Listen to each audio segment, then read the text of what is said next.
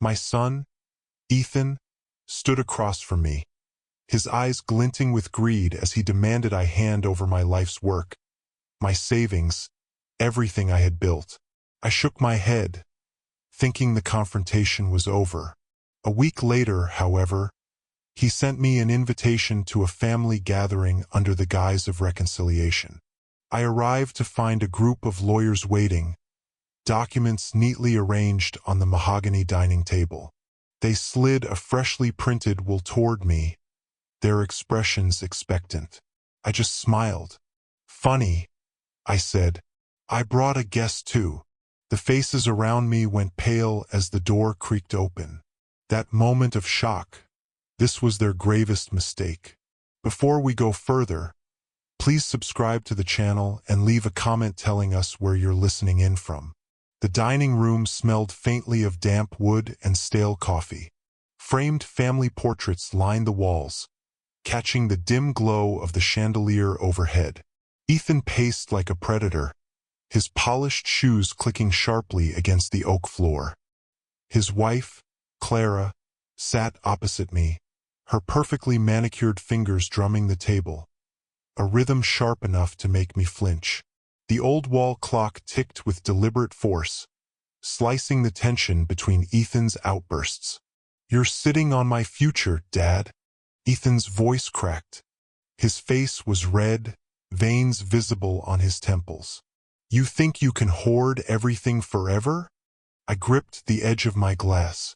The bourbon inside remained untouched. My pulse thundered, yet my voice stayed steady. "This is my home, Ethan. My rules." Clara leaned forward, her smile cold. "Let's be reasonable, Daniel," she said. Her fingers nudged a stack of papers across the table, an old will worn at the edges. "You're holding back everything we deserve. Their ambitions, their comforts, their lives. They meant nothing compared to the decades I'd spent building my chain of automotive dealerships from the ground up." I stared at the documents but refused to touch them. Ethan froze mid-step, eyes burning with something darker than anger. Greed, desperation, or perhaps both.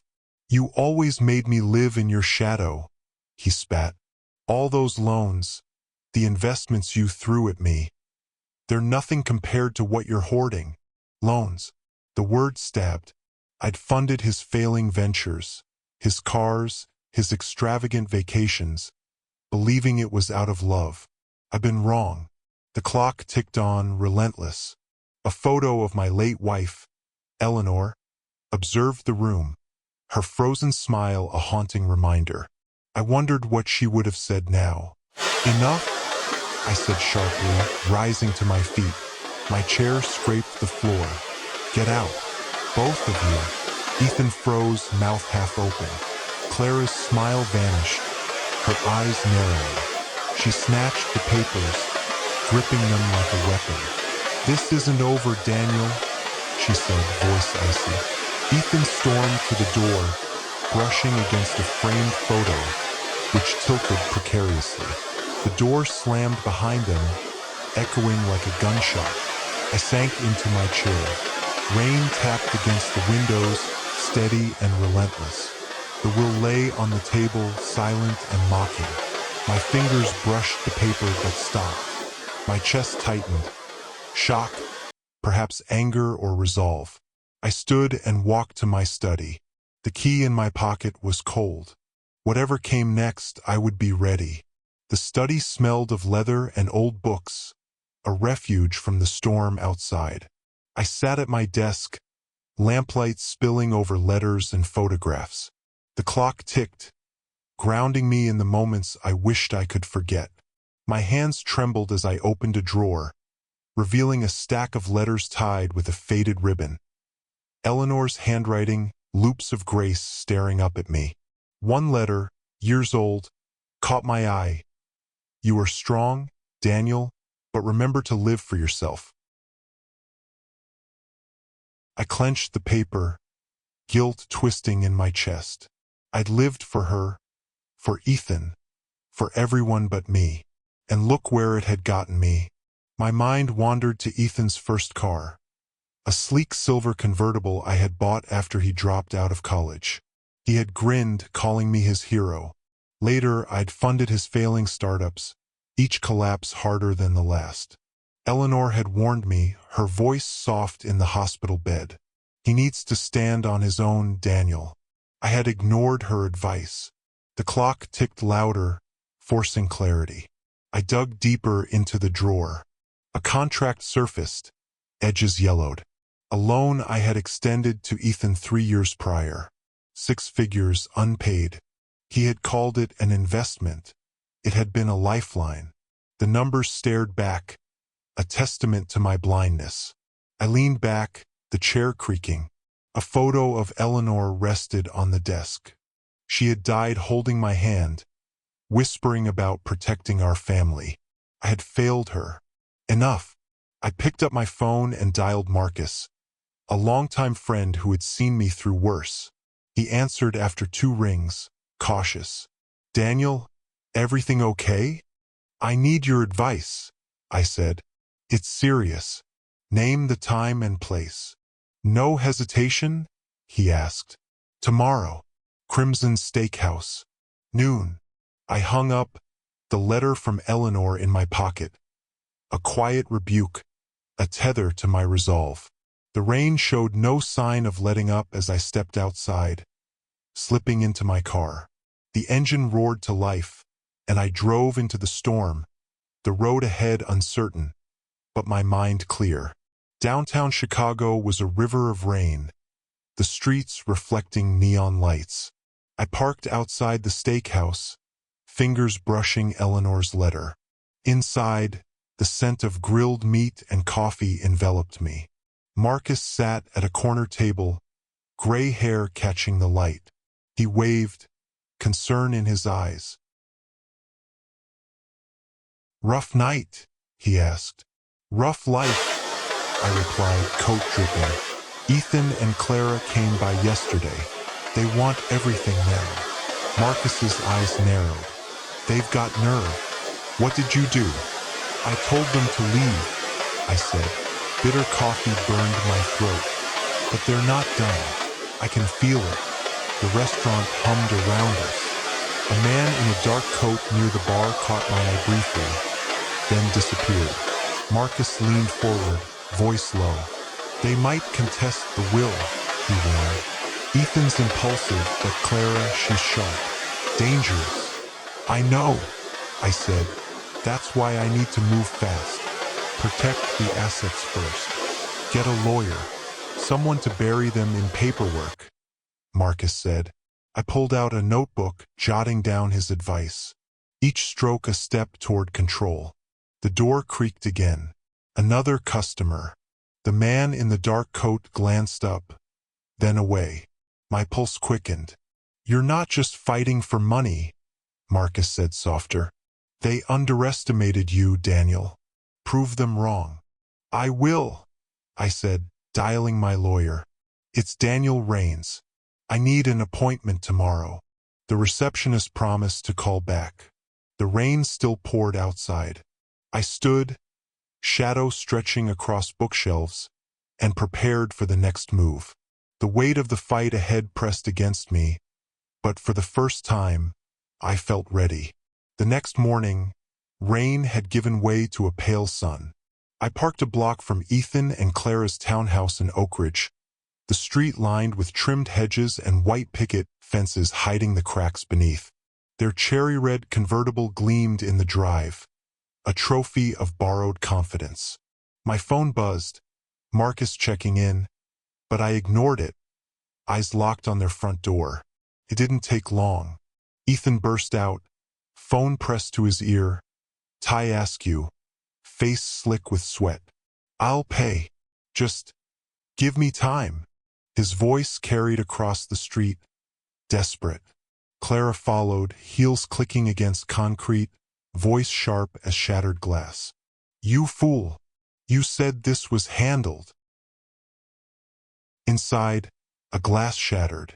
Clara spun, hair whipping across her face, and stormed back. Ethan pleaded into the phone. Just a week. That's all. The door slammed, echoing like the first crack in their carefully constructed facade. I smiled. My first real smile in days. I scribbled notes in my leather-bound book. Ethan panicking. Clara furious. Unity false. Each stroke marked a quiet victory. The tow truck arrived, yellow lights flashing. Two men in coveralls unhooked the convertible. Neighbors peeking, whispers rising. The car was gone, a public humiliation. Ethan sank to the curb, head in hands. I started my own car, engine humming in rhythm with my pulse. The fuse had been lit. Their world was burning. By noon, I was at my lawyer, Felicity Kane's office. Her small office smelled of coffee and old paper.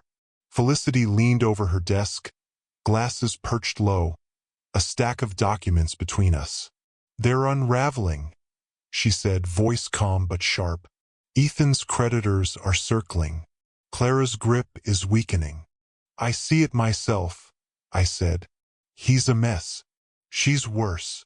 Felicity's pen hovered over a page. "We tighten the screws. Tomorrow's meeting, they'll push hard. We push harder." She smiled, faintly lethal. We went over strategy. Felicity marked key points, each stroke reinforcing the plan. The city outside buzzed, oblivious to the private war inside. That evening, I sat at a small cafe downtown, tablet in hand. Screenshots of Clara's charity emails, now exposed, scrolled past me. Frank's investigations, leaked strategically by Felicity, were circulating on social media. Comments piled up, the truth of Clara's pretense spreading like wildfire. I sipped bitter coffee, satisfaction matching the chill in my chest. Across town, Clara sat amid scattered magazines, curtains drawn. Her phone blinked with notifications. "How did they find this?" she whispered, mascara streaked. She hurled the device, shattering it against the couch.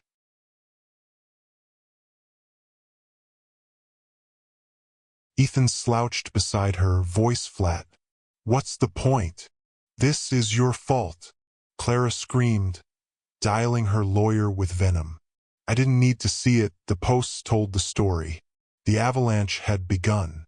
The next morning, I received a crisp envelope in my mailbox.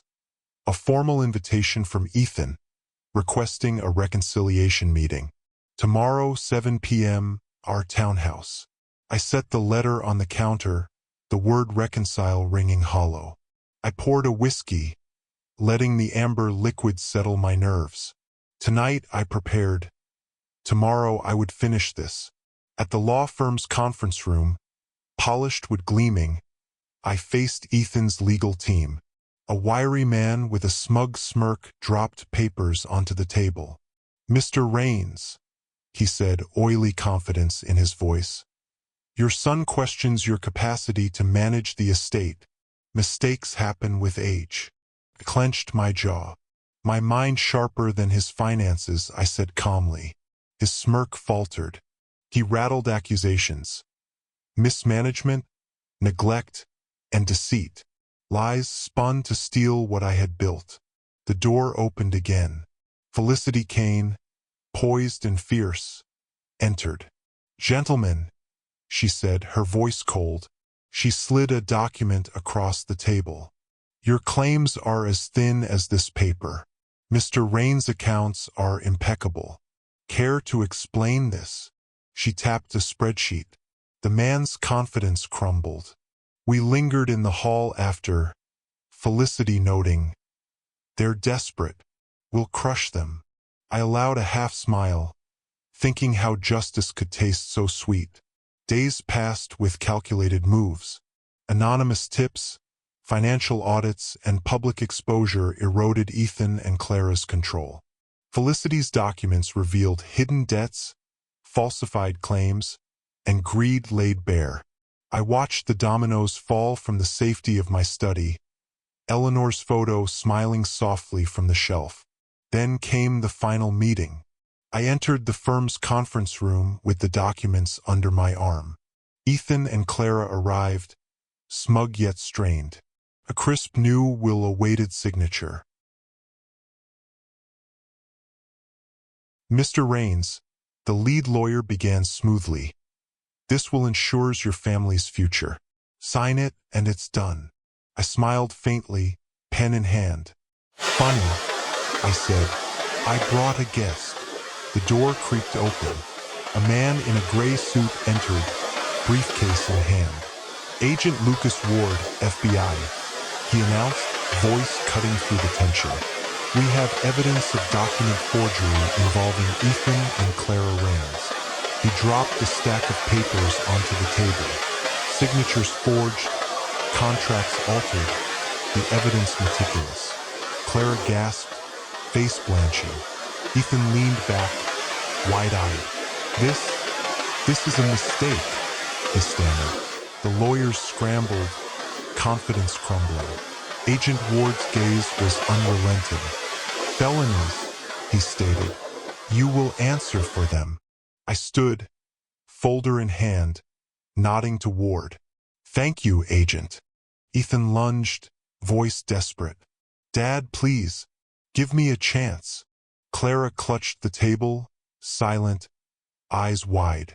I paused at the door, handle cool under my palm. Their pleas followed me, but I didn't look back. The door clicked shut, final. Back at home, the study welcomed me with quiet lamplight.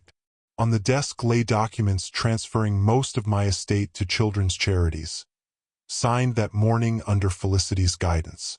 Each signature released the past, building futures for others, not fueling Ethan's folly. Eleanor's photo watched, approving. The doorbell rang softly. Felicity stood there, coat dusted by evening mist, a bottle of wine in hand. Thought you could use company, she said, her smile easing the weight in my chest. We dined in the dining room. Glasses clinked quietly, a small celebration. You did right, she said. They'll survive. You'll thrive. Later, we walked along Lake Michigan. Water shimmered under the twilight sky. You're tougher than you look, Daniel, Felicity said, nudging me. Learned from the best, I replied. We paused on a bench, the skyline sharp against fading light. I pulled Eleanor's photo from my wallet. She'd be proud. Back home, I sat at the desk, blank paper before me, pen heavy with purpose. Words came slowly, deliberate, each one a thread in the legacy I wanted to leave. Not wealth, but truth. Justice is strength, I wrote. Hold it close and it will carry you. The trial concluded weeks later. Guilty verdicts. The unraveling of Ethan and Clara's lives. I felt no anger, only quiet resolve.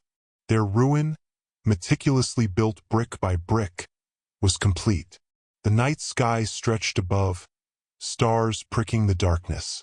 I stepped onto the porch, feeling the years, losses, betrayals lift from my shoulders. The clock ticked softly inside, a heartbeat of peace. I looked up at the stars, futures unwritten, and for the first time in years, I felt whole.